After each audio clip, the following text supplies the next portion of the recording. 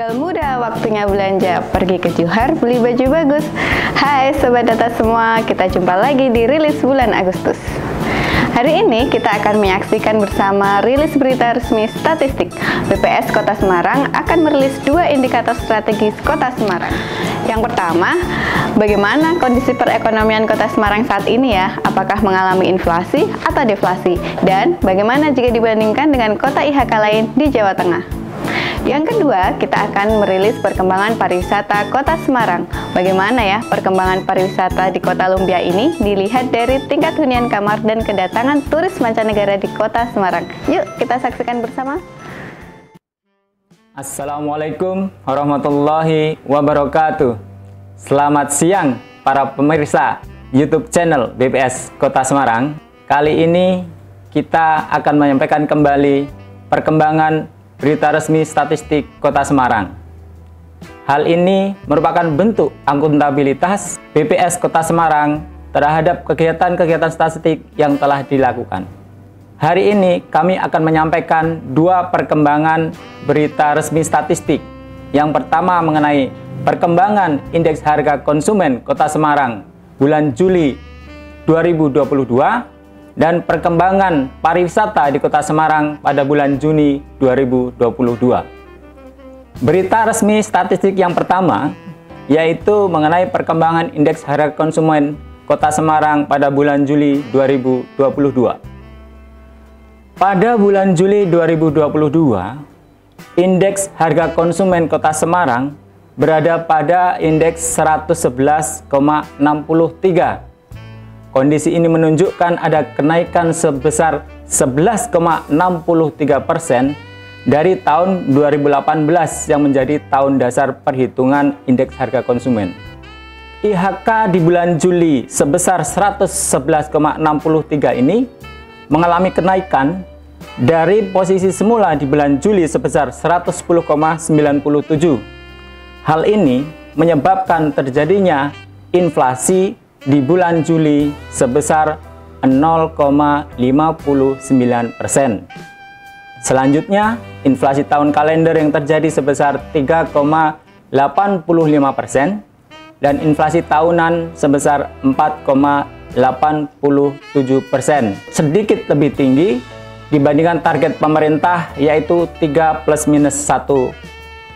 Selanjutnya, berdasarkan kelompok pengeluaran, dari 11 kelompok pengeluaran yang ada, 2 diantaranya terjadi deflasi dan 9 diantaranya terjadi inflasi.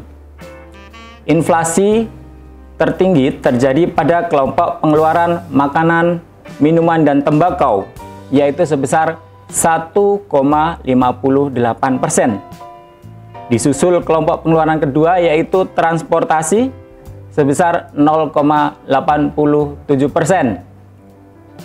Kemudian disusul oleh kelompok pengeluaran yang ketiga, penyediaan makanan dan minuman. Selanjutnya, kelompok pengeluaran rekreasi, olahraga, dan budaya. Kemudian pelengkapan peralatan dan pemeliharaan rutin rumah tangga. Selanjutnya, disusul oleh kelompok pengeluaran perawatan pribadi dan jasa lainnya, dan perumahan air, listrik, gas, dan bahan bakar rumah tangga. Demikian juga untuk pakaian dan alas kaki juga mengalami inflasi. Untuk kelompok pengeluaran kesehatan dan yang mengalami deflasi yaitu kelompok pengeluaran informasi, komunikasi, dan jasa keuangan serta kelompok pengeluaran pendidikan. Dari kelompok pengeluaran tersebut kita bisa melihat andilnya, yaitu untuk kelompok pengeluaran makanan, minuman, dan tembakau, andilnya terbesar, yaitu 0,3877. Kemudian disusul oleh kelompok pengeluaran transportasi, yaitu 0,1163, dan kelompok pengeluaran perumahan, air, listrik, dan bahan bakar rumah tangga. Sedangkan untuk deflasi, penyumbang tertingginya berasal dari kelompok pengeluaran pendidikan, yaitu sebesar 0,0695. Apa komoditas yang berperan dalam inflasi dan deflasi yang terjadi di Kota Semarang di bulan Juli ini? Untuk inflasi yang terjadi disebabkan oleh naiknya harga komoditas cabai merah, yaitu andilnya sebesar 0,2595. Kemudian bawang merah yaitu 0,1122. Kemudian angkutan udara sebesar 0,0983.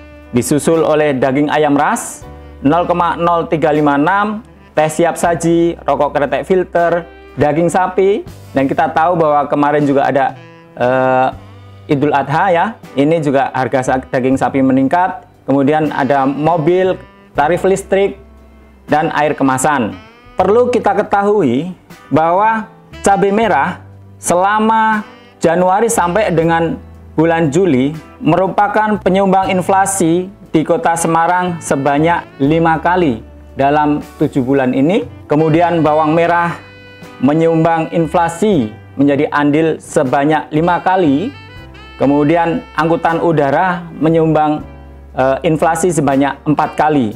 Kemudian untuk komoditas penyumbang deflasi yaitu minyak goreng berturut-turut selama 3 bulan terakhir ini menjadi komoditas penyumbang deflasi. Sedangkan untuk bawang putih selama 2 bulan berturut-turut menjadi komoditas penyumbang deflasi. Di mana kita ketahui penyumbang utama deflasi tadi adalah minyak goreng, kemudian biaya-biaya di tingkat sekolah dasar, kemudian biaya-biaya di sekolah menengah pertama, dan bawang putih, emas perhiasan, tarif kendaraan roda 4 online, ada juga kangkung, jeruk, tarif kendaraan roda 2 online, dan laptop. Nah, selanjutnya kita akan melihat perbandingan kota-kota IHK di Jawa Tengah dibandingkan dengan kondisi di Kota Semarang. Kota Semarang yang mengalami inflasi sebesar 0,59%, sebesar juga inflasi di Kota Tegal yaitu 0,59%.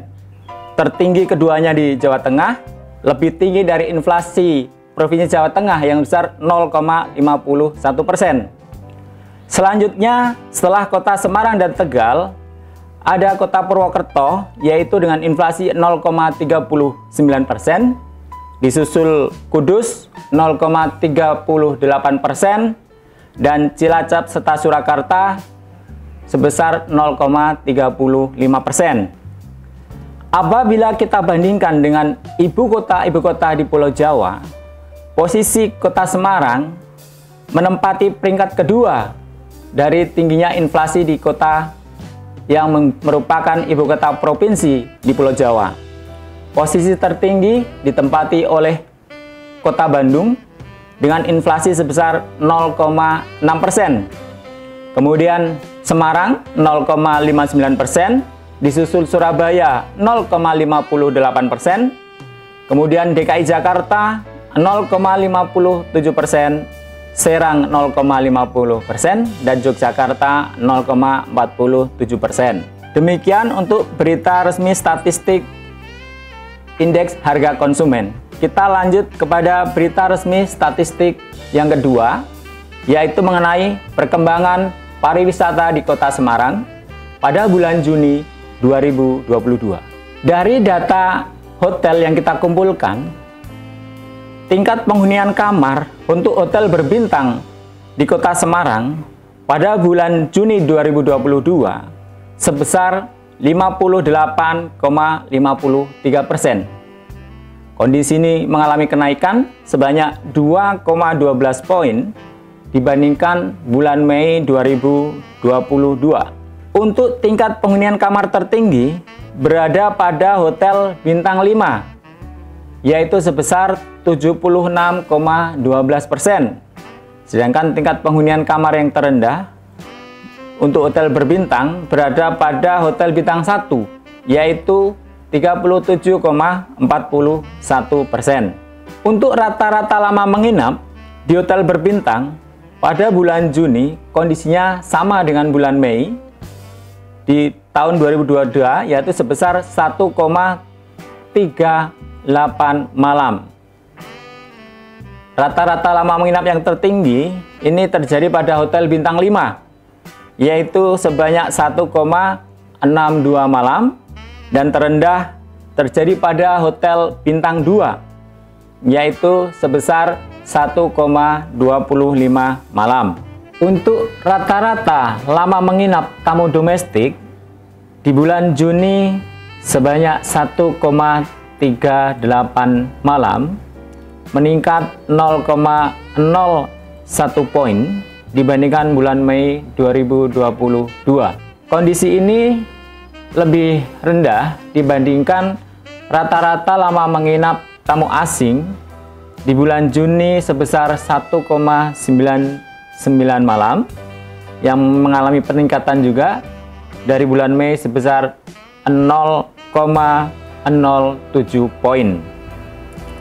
Untuk tamu-tamu asing, yaitu wisatawan mancanegara yang menginap di kota Semarang tersebut, masuk ke kota Semarang bukan melalui Bandara Ahmad Yani, karena sampai dengan saat ini Bandara Ahmad Yani masih tertutup untuk wisatawan mancanegara, sehingga sampai dengan saat ini laporan wisatawan mancanegara yang melalui Bandara Ahmad Yani masih nihil.